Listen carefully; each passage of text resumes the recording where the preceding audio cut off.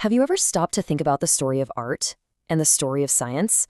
On the surface, they seem like two totally different paths, right? But what if I told you they're actually two sides of the same coin? That they've been on this parallel journey through all of human history, driven by the exact same deep-seated need to figure out our world. Let's dig into that. So let me start with a question that sounds kind of like a riddle. What could ancient cave paintings possibly have in common with something like CRISPR gene editing? I mean, one is this primal ancient form of human expression. The other is a technology so advanced it can literally rewrite the code of life itself. But what if they aren't separate at all? What if they're just 2 points on the very same timeline? A single incredible story of how we see, how we understand, and ultimately how we shape our reality. To really get that connection, we have to go back, way back. We're talking about the very dawn of human expression, a time when our first attempts to just make a mark on the world were completely inseparable from our first attempts to make sense of it all. Okay, so our story really kicks off right here, with some of the earliest art we've ever found. Think about it. 10,000 years before the Common Era, someone is etching drawings of animals onto a rock face. This is more than just a picture. It's a fundamental human impulse in action. It's the need to see something out there in the world and say, I was here, I saw this. You could say it's the very first step in recording reality. And this didn't happen in a vacuum. This artistic drive, this need to record, it grew right alongside the great cradles of civilization.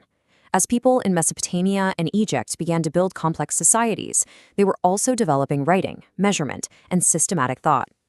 Art wasn't just a decoration for this new structure. It was part of the blueprint. It was growing right along with it. And here's something that just blows my mind. This connects us directly to that ancient past in a really profound way. When you look up at the stars tonight, some of the light you're seeing actually began its journey to your eyes while the pharaohs were building the pyramids. Looking at the stars, astronomy, it was one of our very first sciences. It was this perfect blend of awe and wonder that inspired art, and the hard math that created things like calendars. And it was the ancient Greeks who took this idea of connected knowledge and really ran with it. For thinkers like Plato and Aristotle, there wasn't this sharp line between art and science that we see today. Take music, for example. To them, it wasn't just an art form. They called it a secret exercise in arithmetic because they believed its beautiful harmonies were built on pure mathematical ratios. It was all part of what they called the quadrivium, the essential foundation for all true knowledge. Okay, let's jump forward in time. We're hitting a period where this search for the hidden rules of the universe absolutely exploded. The Renaissance and the scientific revolution. This is where you see artists and scientists, often working in parallel, launching this incredible quest to peel back the curtain and reveal the world's underlying structure.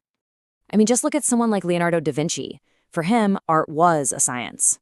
His famous Sfumato technique, that soft, smoky look that makes his paintings feel so alive, that wasn't just some artistic fluke. It came from his obsessive, rigorous studies of human anatomy and the physics of light. And at the exact same time, you have Galileo pointing a brand new tool, the telescope, at the heavens and revealing an equally revolutionary truth about our place in the cosmos. This fascination with unseen forces just gets more intense as we move into the Baroque period.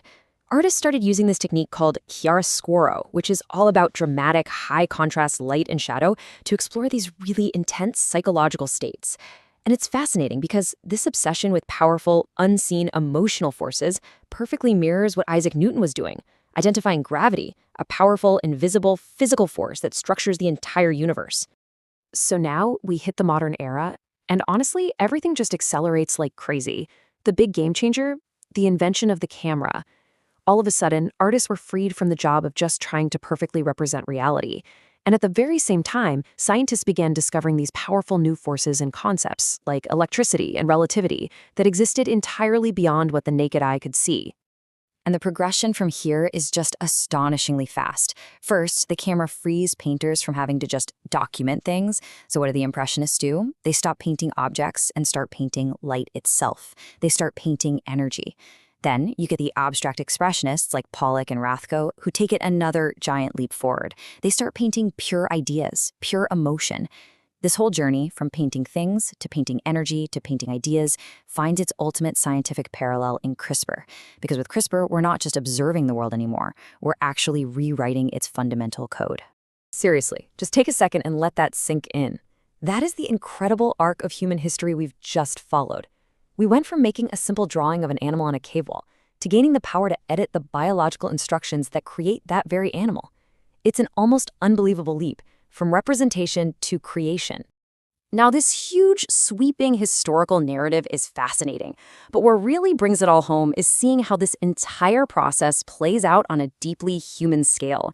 And the story of the artist Chuck Close, well, it's a powerful modern-day parable about this very same journey of seeing, understanding, and creating.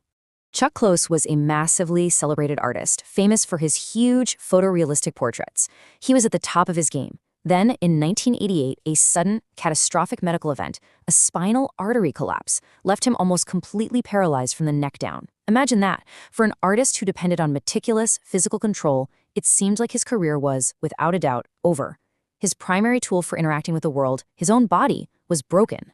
But here's the thing about Chuck Close. He refused to quit. And this quote, it perfectly captures his entire philosophy. He didn't sit around waiting for some bolt of lightning, for inspiration to strike. No, he approached his new reality like a scientist, facing an impossible problem. He had a limitation, a massive one, and he needed to engineer a new system, a new process, a whole new way of seeing.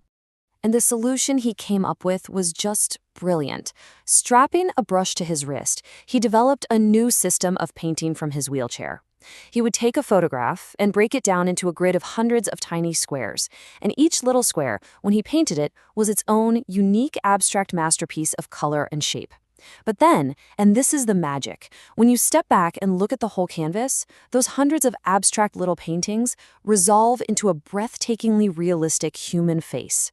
He had to deconstruct reality into pieces he could manage, and then he let our eyes reassemble it into a coherent whole. So, from the first marks on a cave wall, to the genetic code of CRISPR, from Galileo's telescope to Chuck Close's grid, this has always been our process, hasn't it? We invent new tools and new systems to deconstruct and then reconstruct our world, to see it in a new way. The story of art and science isn't two different stories. It's really just the story of us, an ongoing, evolving journey of perception and creation. And it leaves us with one final, really exciting question. What are we about to see next?